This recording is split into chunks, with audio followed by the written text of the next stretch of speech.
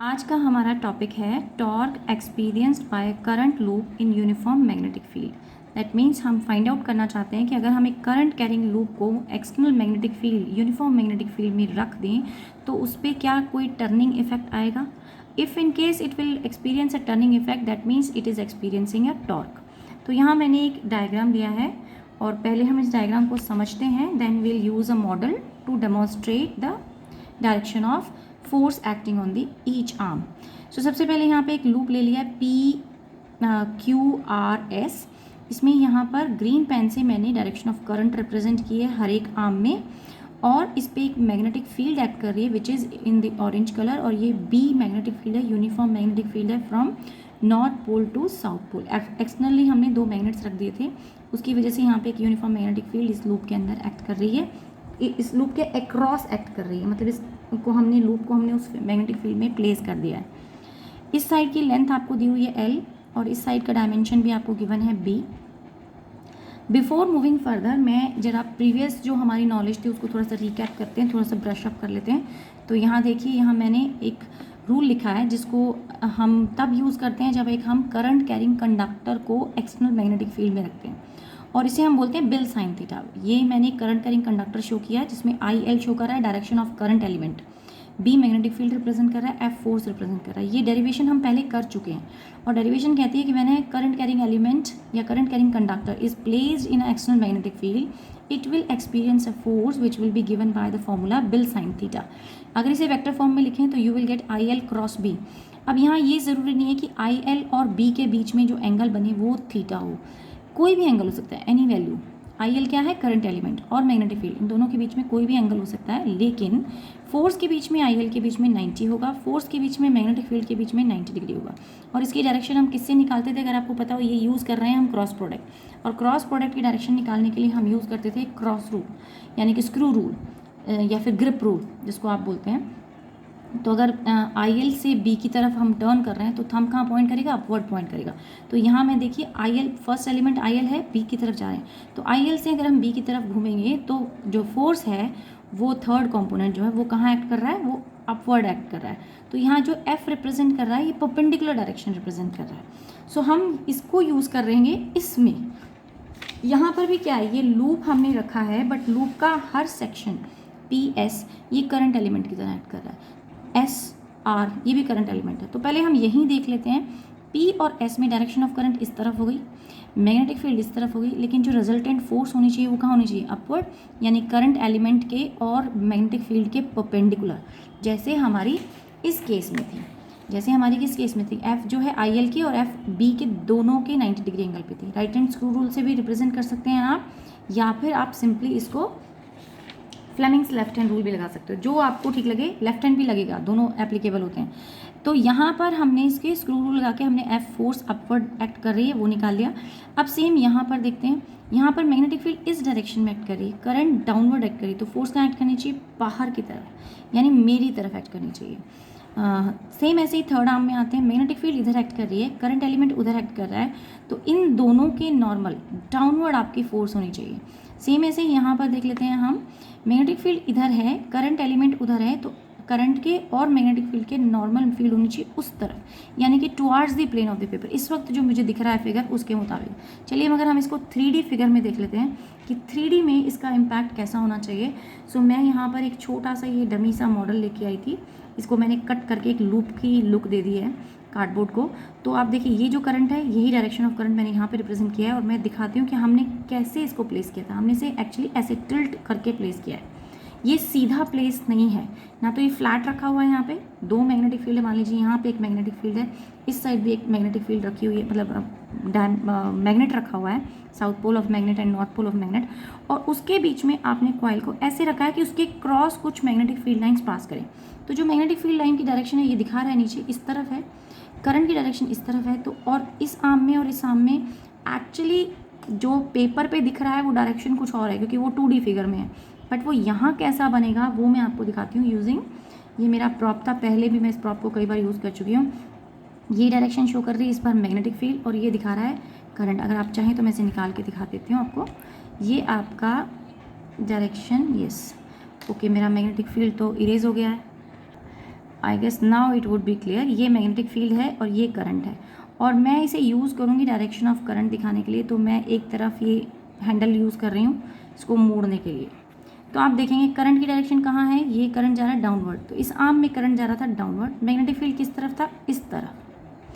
तो फोर्स यानी कि जो फोर्स कौन रिप्रेजेंट कर रहा है इस केस में, यहाँ पे मैचस्टिक फोर्स रिप्रेजेंट कर रही है, और फोर्स एक्ट कर रही है टुवार्ड्स मी, यानी इस साइड में डायरेक्शन में एक्ट कर रही है। और ये टिल्टेड इसके टिल्टेड पार्ट पे इस तरफ एक्ट कर रही है। अब इस वाले आर्म पे आते हैं, इस वाले आर्म में करंट कहाँ एक्ट कर रहा है, ऊपर की तरफ। ये करंट ऊपर की तरफ आ गया।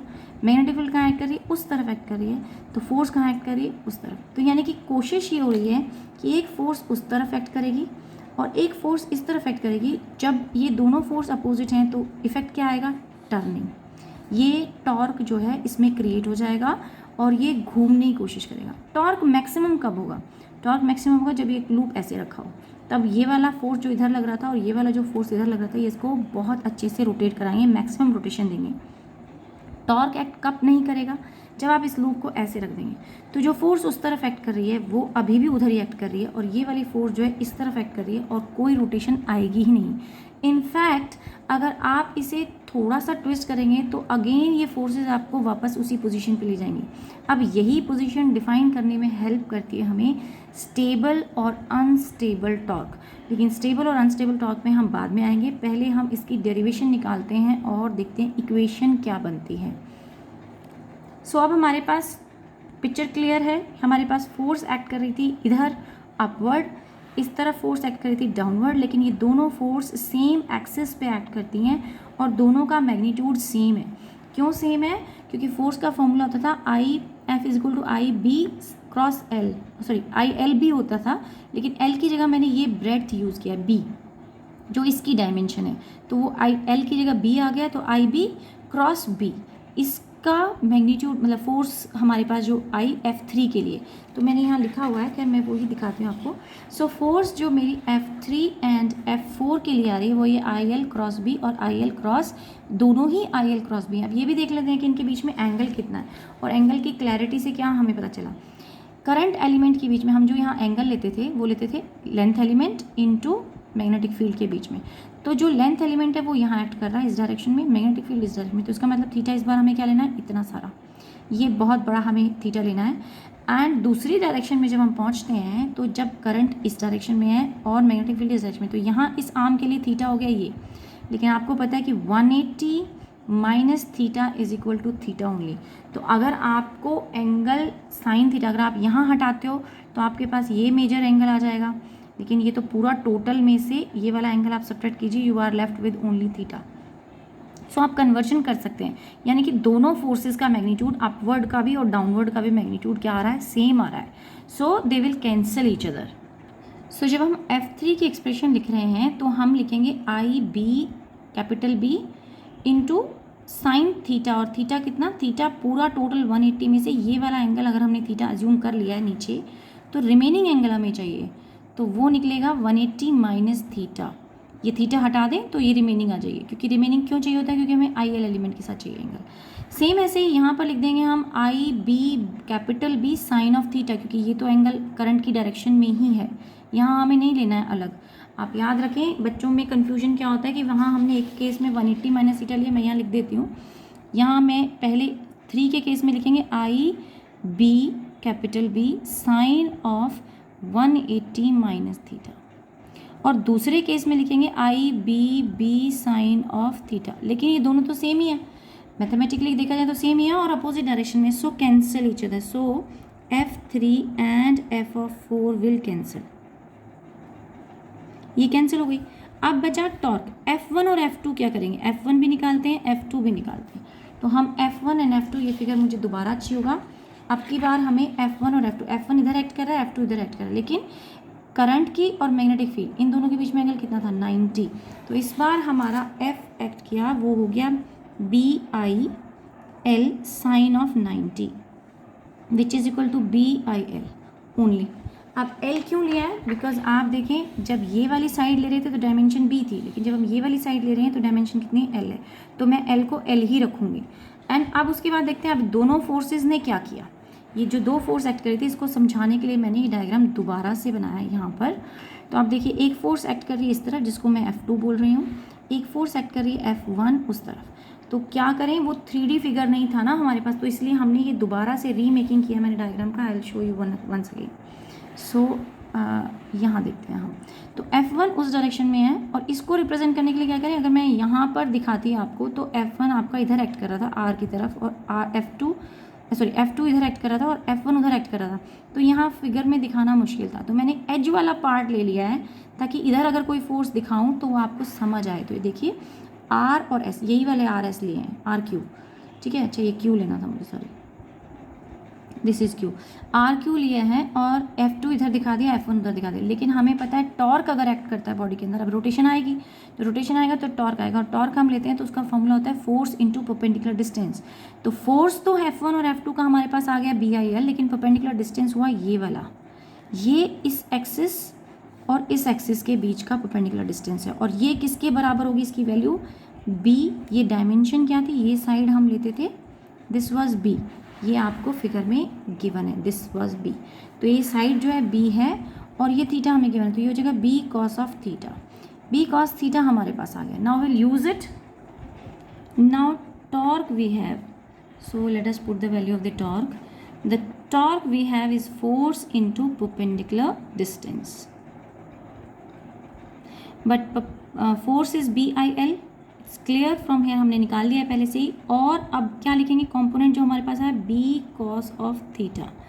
लेकिन थीटा तो एंगल होता था लेंथ एलिमेंट और मैग्नेटिक फील्ड के बीच में, हमें वो नहीं चाहिए, हम इसको किसी और फॉर्म में चेंज करना चाहते हैं। पहले तो हम इसको लेंथ को और ब्रेड्थ को चेंज करके एरिया लिखते हैं। तो BIA cos ऑफ थीटा। अब BIA जो है, इसको भी हमें चेंज करना है, हमें इसको number of turns, total torque जब हम निकालेंगे, टोटल टॉर्क, अगर आपके पास n नंबर ऑफ टर्न्स हो तो हम n से मल्टीप्लाई करते हैं, तो NBIA cos ऑफ थीटा। लेकिन NIA होता है आपका magnetic dipole movement, which is MB cos of theta. But theta तो एंगल लेंथ एलिमेंट के साथ था, और यहाँ तो एक्सप्रेशन में से लेंथ एलिमेंट गायब ही हो गया है।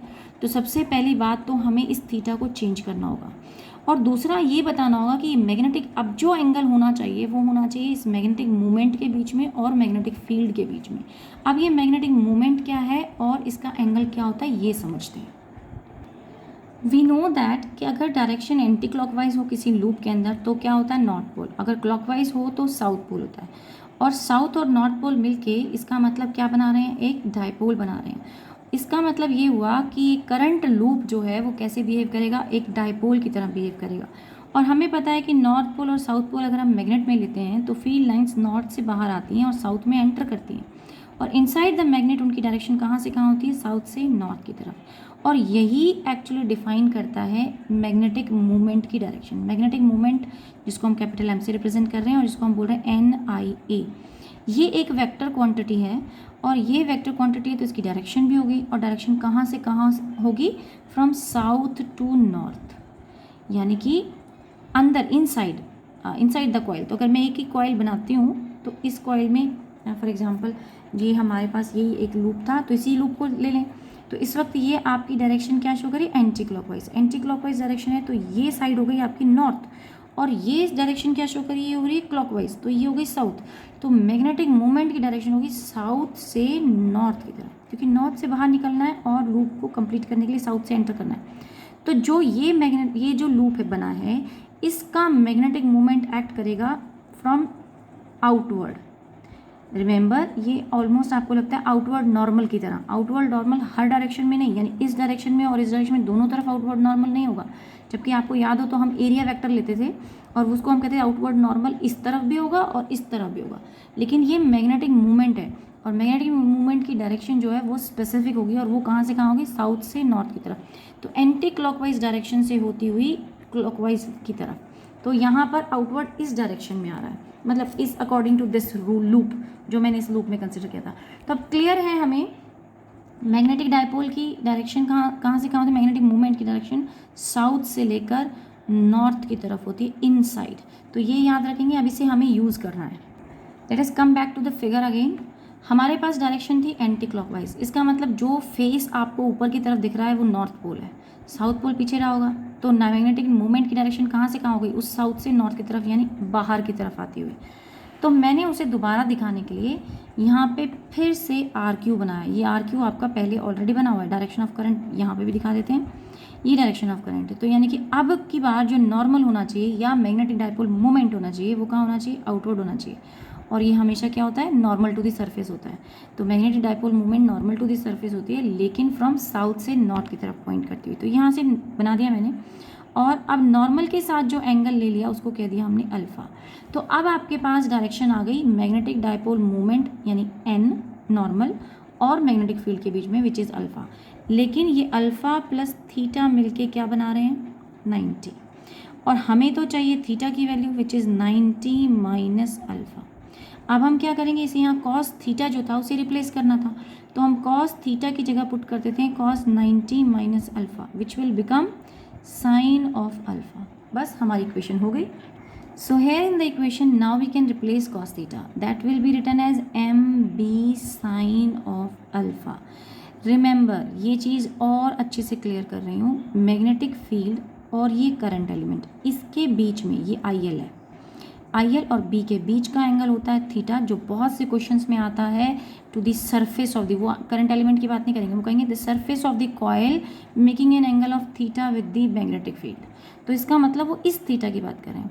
फिर दूसरे केस में वो बोलेंगे normal to the surface of the coil making an angle normal to the surface of the coil, तो फिर वो इसकी बात कर रहे हैं, इस नॉर्मल का एंगल बीटा के साथ बन रहा है और वो है आपका अल्फ़ा। तो ये कन्फ्यूजन नहीं होना चाहिए, बहुत से फिगर्स में ये कन्फ्यूजन रहता है बच्चे, और बच्चे समझ ही नहीं पाते।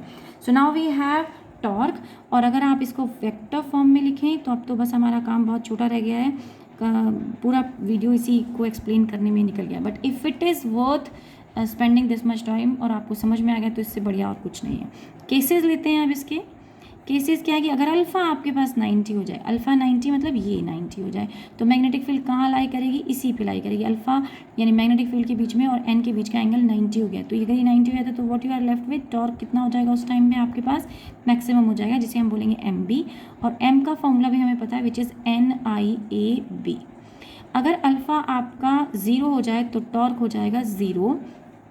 ये कब है, ये कब होता है, 90 डिग्री में कब होगा आपका टॉर्क, इसको भी मैं दिखा दूँ। अगर आपने कॉइल को, देखिए फिगर को समझने में ही सबसे बड़ा, अगर मैंने कॉइल को ऐसे रख लिया है तो आप देखिए इसका, और ये कैसी डायरेक्शन है, ये आपकी एंटी क्लॉकवाइज, दिस मीन्स यहाँ नॉर्थ है और उस तरफ साउथ है, तो मेरा एरिया वेक्टर कहाँ पॉइंट करेगा, इस साइड, और मैग्नेटिक फील्ड कहाँ पॉइंट कर रही है, उस तरफ, और अब एंगल कितना है 90, यानी इस प्लेसमेंट पर टॉर्क मैक्सिमम होगा। यहाँ पर कॉइल को ज़्यादा घूमने को मिलेगा, तो मैक्सिमम घूमने को मिलेगा, जबकि 0 कब होगा, अगर आप एरिया वेक्टर कॉइल को ऐसे रख देंगे तो इसका एरिया वेक्टर कहाँ एक्ट कर रहा है, इस तरफ, और मैग्नेटिक फील्ड भी उस तरफ, एंगल हो गया 0, और अब तो ये घूमेगा ही नहीं क्योंकि कॉइल इस ये वाला इधर खींच रहा है फोर्स और वो वाला उधर खींच रहा है, कोई रोटेशन आई ही नहीं। सो यही चीज़ हमने यहाँ पर आपको इसमें हाँ ये हमने यहाँ पे एक्सप्लेन की है। Now let us look at this question. A rectangular coil of side 8 cm and 6 cm having 2000 turn are carrying a current of 200 milliampere. Current दिया है आपको 200 milliampere, नंबर ऑफ टर्न्स दे दिए 2000 और साइड्स डायमेंशन दे दिए। तो एक रेक्टेंगुलर कॉइल है, इसको उन्होंने मैग्नेटिक फील्ड में रख दिया। तो मैं इसको दिखाती हूँ आपको, यस मैंने ये बनाया है, ये रेक्टेंगुलर कॉइल है, इसको हमने एक्सटर्नल मैग्नेटिक फील्ड में रख दिया है। मैग्नेटिक फील्ड की वैल्यू भी दे रखी है 0.2 tesla. So this value is given to you, current is given to you, number of turns given to you and dimensions भी गिवन है। तो हमें सारी चीज़ें जो दे रखी थी वो हमने देख लिया। अब ये क्या बोल रहा है कि place in a uniform magnetic field directed along the x axis, तो मैग्नेटिक फील्ड की डायरेक्शन अबाउट एक्स एक्सिस है। What is the maximum torque of the coil, what is the maximum torque the coil can experience, in which orientation does it experience the maximum torque। वो कहता है कि what is the maximum torque the coil can experience, तो जो maximum torque है वो हमें निकालना है। तो torque maximum कब होता है, when you'll have alpha as 90 degree, तो उस केस में हमारे पास होता है MB और M को हम बोलते हैं NIAB। ये कब था, when your alpha was 90। सो पहला केस तो हमारे पास ये आ गया। तो अब हमें सिर्फ कैलकुलेशंस करनी है फर्स्ट केस के लिए। I am directly writing the answer after doing all the I placing all the values. Current आपको पता है, नंबर ऑफ टर्न्स आपको पता है, डायमेंशंस आपको पता है, तो you can calculate area also. And B भी आपको पता है. एरिया जब भी आप कैलकुलेट करेंगे डायमेंशंस का सेंटीमीटर को कन्वर्ट करेंगे, उसके बाद कैलकुलेशन करना है. Then answer will come out to be 0.384 nanometre, sorry newton metre, nanometre बोल दिया. चलिए सेकंड देखते हैं केस. वो पूछता है in which orientation does it experience the maximum torque. किस ओरिएंटेशन में होगा जब ये मैक्सिमम टॉर्क क्रिएट करेगा. Let us again understand this point with the help of this loop. उसने कहा है कि in which orientation does it experience the maximum torque. कब इसके पास मैक्सिमम टॉर्क होना चाहिए. तो हम कह रहे हैं अल्फ़ा हो 90. अगर अल्फ़ा 90 करना है तो लूप को मुझे ऐसे प्लेस करना होगा, यानी कि एक्स एक्सिस की डायरेक्शन में मेरे लूप का प्लेन होना चाहिए. तो मेरा मैग्नेटिक फील्ड उस वक्त क्या है, एक्स एक्सिस की तरफ है, और इस लूप का नॉर्मल कहाँ एक्ट कर रहा है या मैग्नेटिक मोमेंट कहाँ एक्ट कर रहा है, इस तरफ. तो ये मोमेंट और मैग्नेटिक फील्ड कितना एंगल बना लेंगे, 90. तो उस केस के लिए यानी आप सिंपल एक लाइन में लिख सकते हैं when the plane of the loop is in the direction of X axis. When the plane of the loop, when plane of coil और loop is in positive X direction. ठीक है. अब हमें सेकेंड पार्ट देखना है. For which orientation of the coil is the torque zero and when is this equilibrium stable and when it is unstable. So पहला तो यही पूछा कि for which orientation the coil of the coil the torque is zero. So torque zero कब होगा, when your alpha is zero. तो जब आपका अल्फ़ा ज़ीरो हो जाएगा तो, और अल्फ़ा ज़ीरो कब होगा, जब ये लूप ऐसे नहीं ऐसे होगा. तो ये नॉर्मल आपको आउटवर्ड मिल रहा है और ये मैग्नेटिक फील्ड इधर मिल रहा है. लेकिन अगर आप इसको ऐसे प्लेस कर देंगे तो फिर मैग्नेटिक फील्ड की डायरेक्शन भी इधर हो गई और मैग्नेटिक मूवमेंट की डायरेक्शन भी इधर हो गई. तो अल्फ़ा क्या हो गया उस केस में, ज़ीरो हो गया. तो टॉर्क आपको मैक्सिमम मिल गया. अब यहाँ ये कह रहा है कि कब तो स्टेबल इक्विलिब्रियम है और कब अनस्टेबल इक्विलिब्रियम है. सो इसको हम समझते हैं. यहाँ पे छोटा सा मैं एक फिगर बना देती हूँ उससे क्लियर हो पाए तो, कि स्टेबल इक्विलिब्रियम होता है कि मान लीजिए आपके डायपोल मोमेंट और हमने जो कॉइल रखा है, स्टेबल इक्विलिब्रियम जिसे बोलते हैं, और मैग्नेटिक फील्ड दोनों सेम डायरेक्शन में हैं. तो अगर आप इसे, ये मैग्नेटिक मोमेंट है और ये मैग्नेटिक फील्ड है, तो अगर आप इस लूप को अपनी पोजीशन से शिफ्ट भी करोगे तो भी it will try to come back to the same direction. Torque नहीं एक्ट कर रहा है. Let me try to make you understand with this loop again. So इसका मैग्नेटिक मूवमेंट भी इधर है, मैग्नेटिक फील्ड भी इधर है, इस पर टॉर्क एक्ट नहीं कर रहा. तो even if you are going to rotate it, ये वापस अपनी पोजीशन पे, इसी पोजीशन पे आ जाएगा. मतलब इसको डिस्प्लेस करने की कोई ज़रूरत नहीं महसूस हुई. लेकिन अगर आप इसे रोटेट करके अब आप इसे गोल घुमा के एंड देन इस डायरेक्शन में रख देंगे, तो अब सिचुएशन क्या होगी, अब मैग्नेटिक मूवमेंट जो है वो तो इस डायरेक्शन में है और मैग्नेटिक फील्ड उस डायरेक्शन में है. तो जैसे ही आप इसे हल्का सा टिल्ट करेंगे ये पूरा रोटेट हो जाएगा and then it will align itself to minimise the torque. मतलब अपनी पोजीशन को रीस्टोर करने के लिए वापस अपनी पोजीशन पे नहीं जाएगा. मतलब अगर हम कहें कि यहाँ तो क्या था, ये तो इस पर तो टॉर्क एक्ट नहीं कर रहा था, आपने इसको शिफ्ट भी किया तो भी it will come back to the position. लेकिन जब आपने ऐसे रखा था इसको रोटेट करके 180 एंगल पे, तो अगर आपने शिफ्ट किया तो ये वापस नहीं गया अपनी पोजीशन पे, बल्कि ये और उल्टा घूम के, टॉर्क की वजह से, रोटेशन की वजह से घूम के वापस इधर आ गया. दैट इज़ बिकॉज जो दोनों के बीच में एंगल कितना था, अगर बी के बीच में एंगल और इसके बीच में एंगल अगर 180 हो जाए तो है अनस्टेबल, और ये सिचुएशन है स्टेबल. स्टेबल क्यों है, क्योंकि इस सिचुएशन में मैग्नेट कॉइल जो है रिस्टोर करने की कोशिश करेगा, टॉर्क मतलब अपनी पोजीशन पे वापस आने की कोशिश करेगा, अलाइन होने की कोशिश करेगा मैग्नेटिक फील्ड के साथ. लेकिन इस डायरेक्शन में अगर वो एक बार डिस्टर्ब हुआ तो वो वापस उस ओरिजिनल पोजीशन पे नहीं जाएगा, बल्कि वो घूम कर अपने आप को इसी डायरेक्शन में ले आएगा जिस डायरेक्शन में मैग्नेटिक फील्ड होगी. तो ये केस अनस्टेबल का हो गया. अगर कोई को रिलेट कर पा रहा है तो जो हम डायपोल मूवमेंट के लिए बोलते थे, चार्ज के लिए, जहाँ स्टेबल टॉर्क और अनस्टेबल टॉर्क का सेम चीज़ हम यहीं पर वही, वो यहाँ पर भी हम वही कह रहे हैं. Now let us take this NCERT question 4.25 NCERT question है. A circular coil of 20 turn, एक सर्कुलर कॉइल आपको दिया हुआ है और उसकी नंबर ऑफ टर्न्स आपको दे रखी हैं विच इज़ 20 एंड रेडियस भी आपको गिवन है 10 सेंटीमीटर. ये 10 सेंटीमीटर रेडियस गिवन था, 20 टर्न्स गिवन थी. And placed in uniform magnetic field 0.1 tesla. Magnetic field का वैल्यू भी आपको दे रखा है 0.10 tesla. Normal to the plane of the coil, this is a very important line, normal to the plane of the coil. अभी हम समझते हैं कि इसको क्या कह रहा है, वो आगे क्वेश्चन पढ़ लें।